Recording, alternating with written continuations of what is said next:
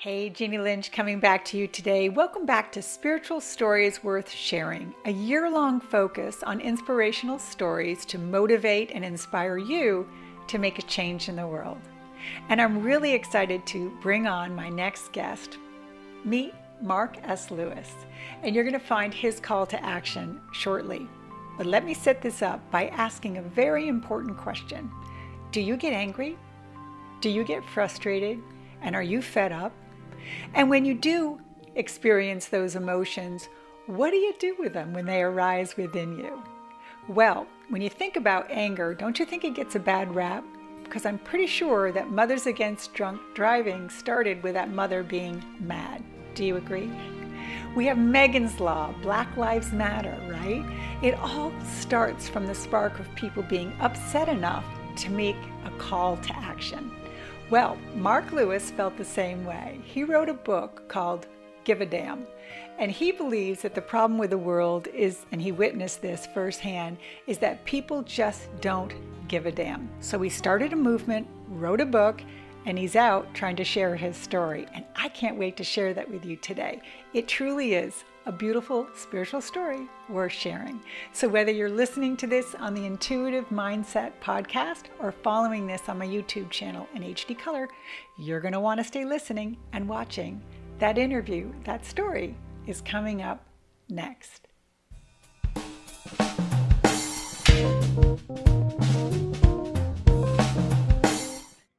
Hey, Mark, welcome. Hey, thanks for having me. I'm so happy to take time out of your busy day to do this beautiful spiritual story worth sharing. And I already kind of did the layup, a little setup to your hook today to talk about what we're intending to talk about, which is how upset you are with your book here. So I know you're going to go into that in more detail, but my audience doesn't know you. So can you tell me a little bit about you before we get into your beautiful spiritual story? Sure. I've always been kind of like an entrepreneur. I grew up in Rochester. I'm a Boston College grad, and I learned a lot about entrepreneurship. And then I got to New Orleans through IBM, actually. I graduated and got my MBA at Tulane and worked for IBM for a number of years. Okay. And then I left IBM to start a business back in 1994 and ran that business for about 3 years. It was an internet business. I got kind of lucky. And then I've been doing odds and ends. I ran the Louisiana Technology Council, which was a nonprofit group for 10 years. That group was basically almost bankrupt, and I'd never been involved with a turnaround before. And so I put this plan together. I presented it to the marketplace, and my goal was really to help Louisiana grow in technology. And over those 10 years, we actually went from 49th out of 50 states to 32nd in technology employment. So I was very happy with that, but I had this entrepreneurial itch. I just couldn't get around it. So I went back into the entrepreneurial world, and I've been doing business coaching. I moderate CEO roundtables, and then I started writing a book in about 2010. Okay. Was when I first started. Yeah. So that's my background. When you say the book we're going to talk about today, or was there other books involved in the entrepreneurship? There was a second edition to the book that you see in the background there. And you know, frankly, if you ever told me I was going to write a book 10 years ago, I would have said, you're absolutely crazy. I'm not a writer. I'm a business guy. I'm not a good English guy. But I saw these things that were going on that kind of irritated me, and I started writing everything down. Yeah, I love that. First off, let me connect with you too on the entrepreneur level. My 25-year, well, longer in banking, but 25 years in finance, my niche was helping women start businesses. So I used to get in trouble with the executives who wanted me to do the big deals, but I wanted to work with people who were coming into the market, didn't know how to market, didn't know what finance was, didn't know how to get on paper, you know. So, yeah, that's awesome. You know, my background's in finance, and I have a number of women in my CEO roundtables.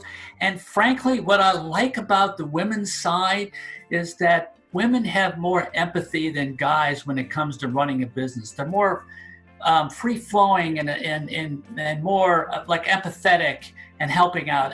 And those strong women leaders are really remarkable people. Yeah, thank you. I agree. I'm one of them.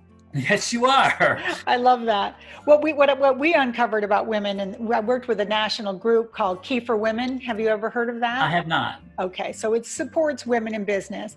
What we uncovered, or through that work, was that if a woman, I hate to stereotype, but bear with me, I can do it, you can't, right? If they have the good haircut, they're more apt to tell 10 friends. And so what they realized is that women had that nurturing aspect and wanted to share with other women. And so the program grew itself organically because they would. That's needed more and more in business environments, that empathy, that concern for others. And as a business coach, and I'm seeing more and more that I really focus on culture, because culture is really who drives the business. And, the world has become more narcissistic than empathetic. And I'm trying to get CEOs to learn that is a really good trait of an effective leader. Well, that's a good layup to what we're going to talk about today, was your book and kind of how we came to meet. So let's dive right in. I'm going to say what was going on in your life. Let's focus on your new initiative, because I want to call to action. I want people to join what your initiative is. So I'm really excited about sharing that. It really lined up with my work too. So what was going on in your life that caused this kind of aha moment that catapulted you to write this book? Well, as a child growing up, I wasn't very spiritual, but my first marriage, I joined, my kids went to a Catholic church, and I met this Monsignor, and I really became drawn to him, and I became more religious, and then I actually didn't get baptized until I was like 42 years old. Okay. It was a really transitional moment for me, for something that came over me. And I learned a lot, and I then began realizing and looking at the environment and how people treated others and how they acted became more of a self-centeredness than I just didn't like it. So what I did is I took this dictation equipment, and every time I saw something, I'd record it. And then I got like 60 pages of all these incidents that I saw. And then I did some research about what was causing this. And I came up with a lot of things that I started to write the book. But here's the problem. I started this in 2010. Okay. And I kept going and going. 3 years later, then I go off to the library and write the first chapter. And I'd be there the whole day. And then I'd take 3 months off because I had work to do. I couldn't get to it. And this evolved over 4, 5, 6 years. But then a remarkable thing happened. God said, hit me on top of the head and said, look, this is what you need to do. She was about 25 and in the graduate school, wanted to learn more about business. She did some good work. And after 2 weeks, I said, I've been trying to get this book out. And then she lit up like a Christmas tree. And I go, what? She goes, I love editing books and screenplays. And I said, boy, I've got a job for you. And 6 months later, I had my book.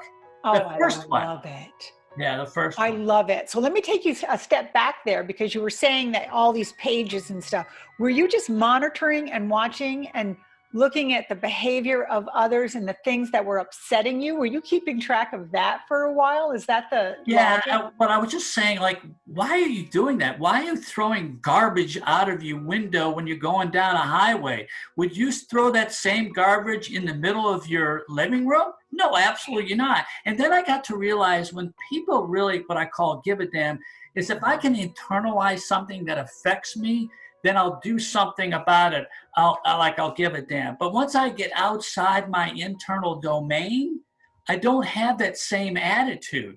And that's what really struck me. We really need to have the same kind of attitude, as if we're thinking internally in things that affect us. How can we affect it externally and to the benefit of others? And that's what spearheaded the book, to be honest with you. I love it. And look where we are too. We're watching the news, right? We're probably divided between whether it's real or not, or we should be wearing our mask or not. Should we be going back to work or not? And is it too soon, too late? So we've divided the country too in these beliefs that we're going through. And the truth is, you got to do what is being called to be done right now. So whether I feel like I need a mask, if I go into a place and people are feeling threatened, you know what I mean? Sure. Do what the locals do, right? And that's out of consideration, right? And that's the whole thing. Out of respect and a consideration of others, you should wear a mask. Those people who don't think they're invincible. Oh, it's not going to affect me. That's not what it's about. It's what kind of effect you have on other people. I love that. Let me share one with you too, since we're having that beautiful conversation. I do 20 miles on the bike every day. And my beautiful Florida, it's the path is kept, it's manicured. They have a blower that comes once a day and cleans it out. Well, I happened to run into this 92-year-old woman sitting on a bench one day and just got to talking to her. And I said, so, how long you been in Venice, blah, blah, blah. And she had told me that her job in life in the last 10 years has been keeping the trail clean, that she runs a committee of people who clean up the plastic bottles on the trail. Now, I had no idea that certainly there was a 92-year-old woman who was sweating and I'm biking and enjoying the trail. That the mindfulness around her being considerate to others, and I was receiving the benefit of a beautiful trail. So to your point. See, here's what's really critical that a lot of people don't know, and it's in the book. When you have a person like that, first of all, they're out there exercising, which is important. Second of all, they're out there doing something voluntarily for the good of others. And that there's statistics that show when you do these things for the good of others, you internally feel better, and therefore there's less stress. And therefore you're happier. And when you're happier and you're less stressful, guess what happens? You live longer, you're healthier. That's what everybody wants. So when you do all these good things for other people, you live happy, you're happier, you have a better, healthy life, everybody wins. Yeah.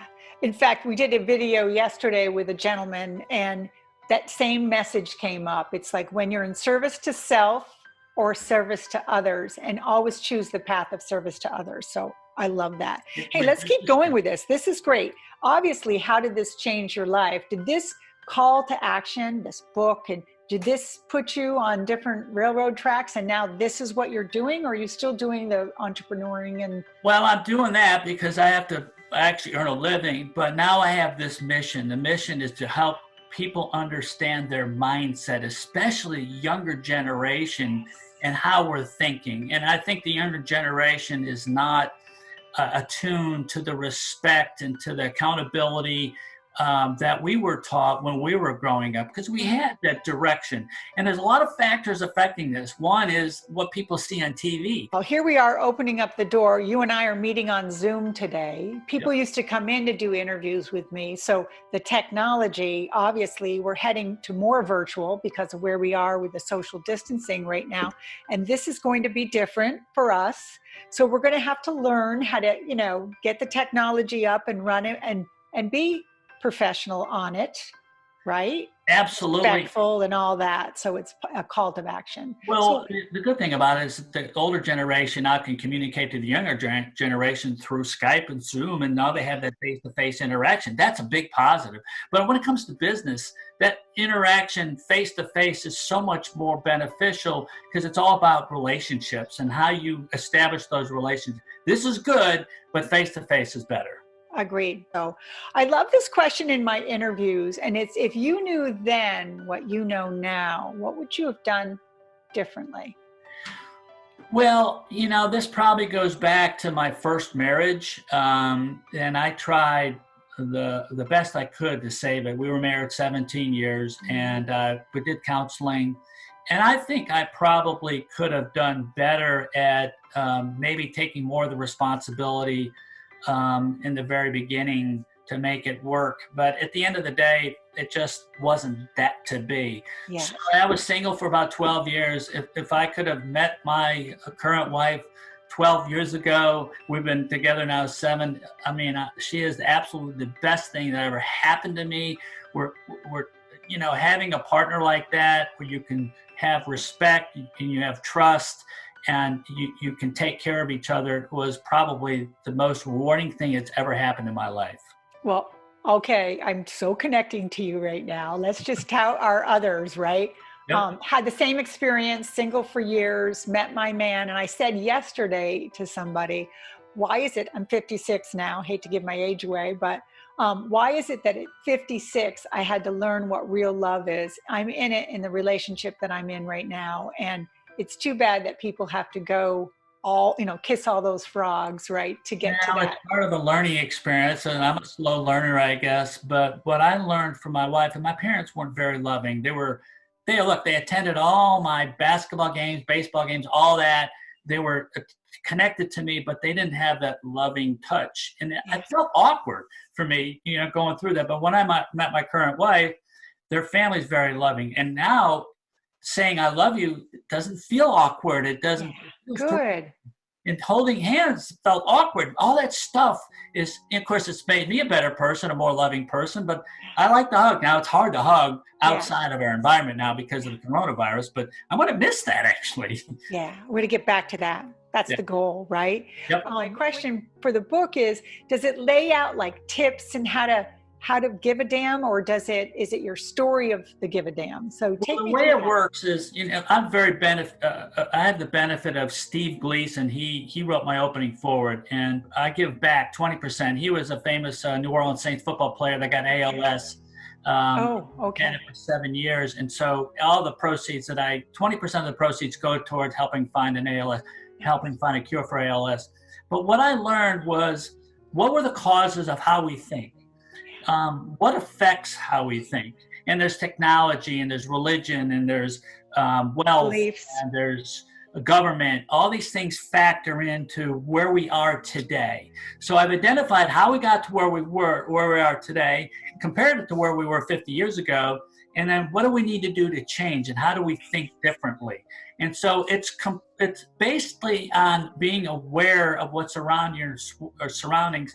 And I always ask this question: what would I do if I always knew that God was watching my every move, or my mom was watching what my next move would be? Would I do the same thing? Yeah. And the answer would probably, you don't want to disappoint your mom, you don't want to disappoint God, so you do the right thing. As difficult as it is, it takes time. That's what people have to do. And then if you do that, society gets better. Yeah. Oh, I just love that. I was going to ask a question.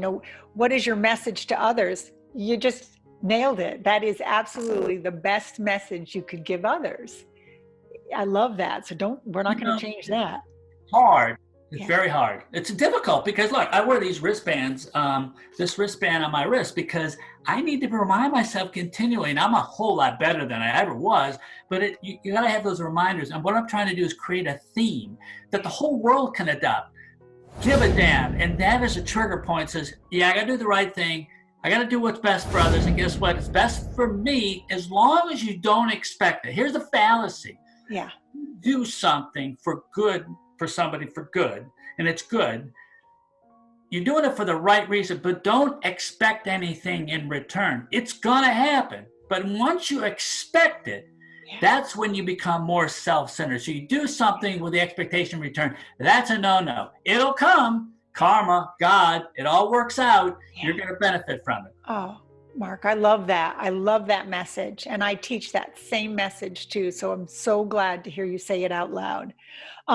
How do people join your movement? I joined your movement. So I'll have all your links and stuff, but this call to action, as you call it, we can follow this movement with you. Do we go right to your website? Take us there so we can connect with you. Yeah, what I've done, Jeannie, is I've established what I call an American Accountability Pledge. Okay. And on my website at giveadamnbook.com, you go join the movement, and you click on join the movement, and there's 2 drop downs. One is the Congressional Accountability Pledge. That's a whole different story.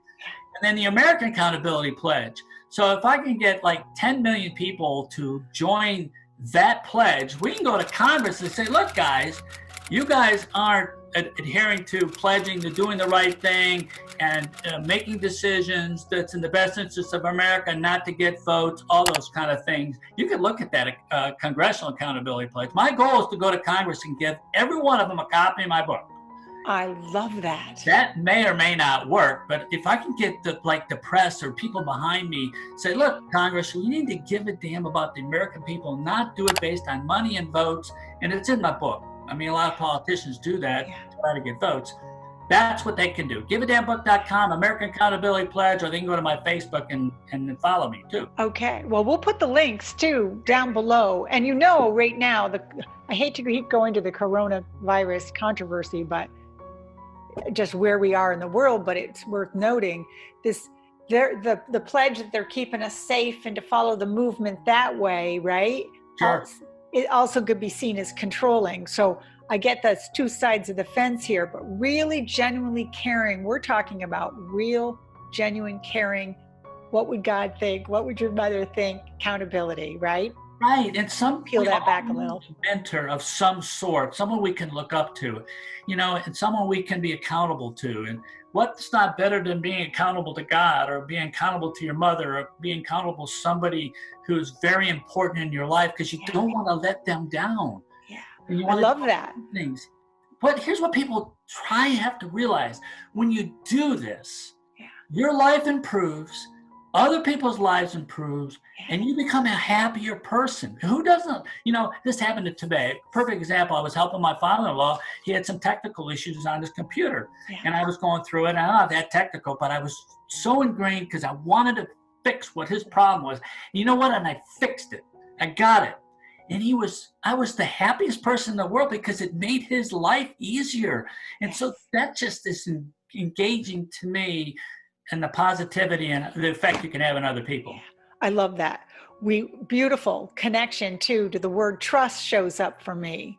And the pure definition of trust is knowing that someone around you, whether it's the government, God, who has your best interests at heart, your partner, right?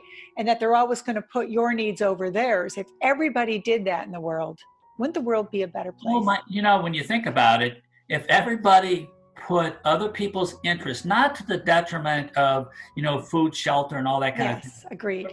There's a balance there. But when you start doing, I can't even imagine what the world would look like if everybody was that way, helping and serving. That everybody's that way when we have a very serious event, like a hurricane.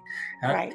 People are devastated. Everybody comes out in droves to help everybody out. But after it's over, we go back to our normal ways. Even in the coronavirus, everybody's out there wanting to help. Now, there's some exceptions, obviously. Yeah. Let's assume together that we're coming around that final 220, that we've hit the peaks, right? We're at the worst, or where it's behind us, in a sense that with this positive thing that we're talking about today, this call to action, we can be part of the solution. Do you agree? I totally agree with that. Yay. Now, when you say 220, are you talking about what? What's that? It's my own little language for you're coming around the final 220 on a mile. The 440, the stretch. Yeah, it's the home stretch. I mean, I'd like to think we're approaching that. Yeah, I would too. That's my mission, is to try to make people more aware, one person at a time, how important this is. Yeah. And the Give a Damn theme is the brand that I want everybody to kind of adopt. And when you hear it, then it already gets into your psyche, and then you can think first before you act, because that's a danger point too. People act before they think.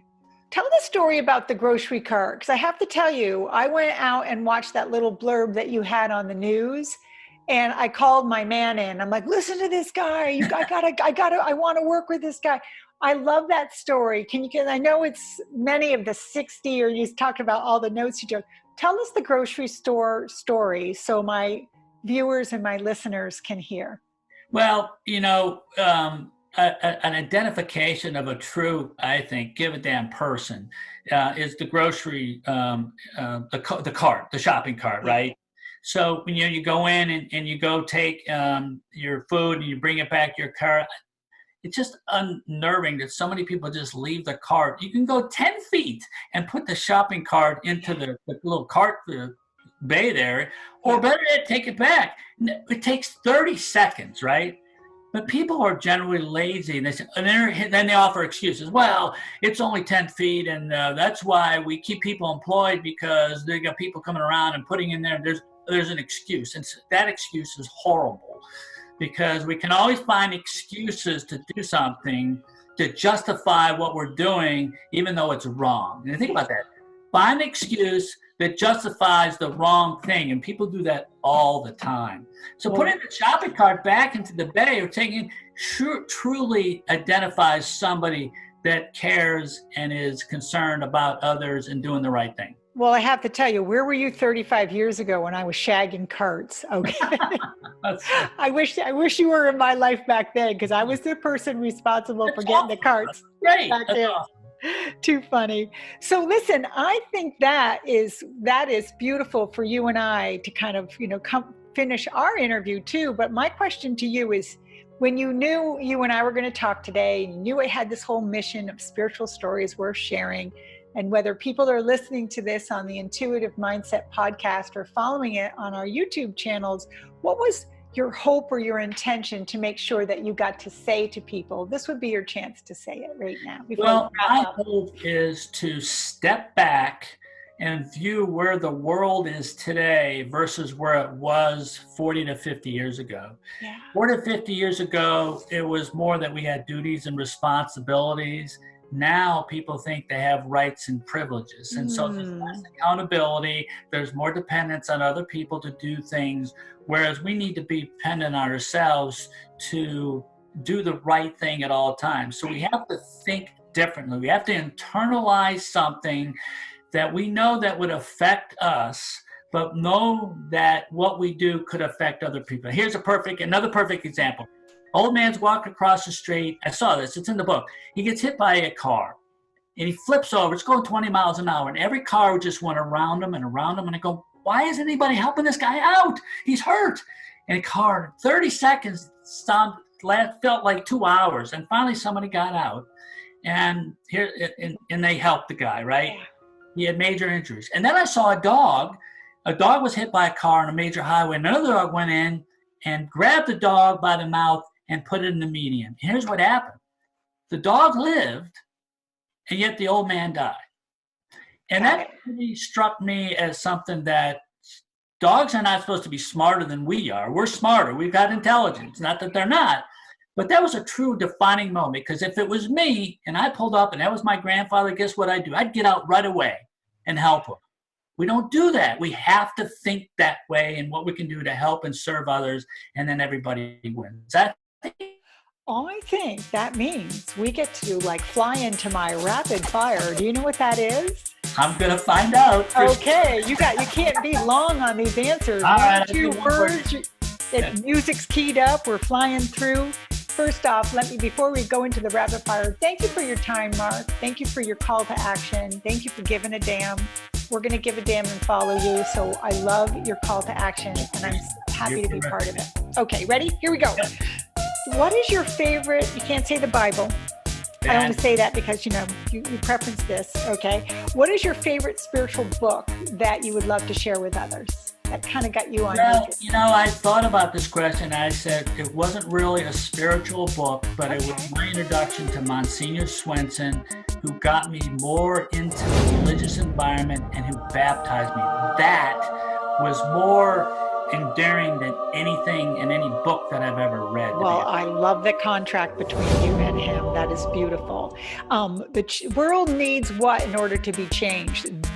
If you don't say give a damn.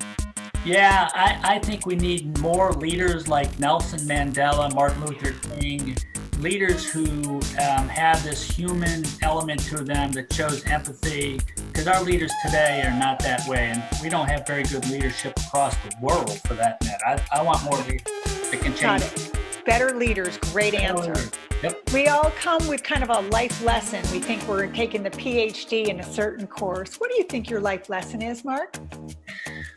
My life lesson, I guess, is do unto others as you would have them do unto you. And so when you do those kind of things, you would act differently. So I like that quote. I also have a quote a priest said to me once. He said, never underestimate the power of being kind to somebody. Oh, I love that. I love that. What do you love about yourself, Mark? Next question. I think I'm a very positive person, probably overly positive, but I like to put smiles on people's face. And we do that by being positive. I love that. Thank you. What are you doing when you're experiencing joy? I would say when I'm playing with my puppy dogs, they're fun. They're so loving. When you think about a dog, they're always so great to see when you come through that door. They never talk back to you. Being with my wife is another one. Just Love that. looking at her and just being blessed that she's part of my life. And everybody says, boy, you're the luckiest guy in the world. I said, no, you better believe I am. I have the greatest wife in the world. So it's a lot of factors. A lot of things bring me joy. Just helping others is another thing, like what I do with my father-in-law today. Yeah, I love that. Thank you. Thank you for taking time out of your busy day and your busy schedule to give a damn and show up. I really appreciate that. So thank the audience for listening and watching. And again, please connect to Mark and his beautiful mission. And I'm happy to meet you today. You've been terrific. I've enjoyed every second with you. So thanks again for all your time and support. Thank you. We'll see each other again, I'm sure. Absolutely. All right. Bye, everyone.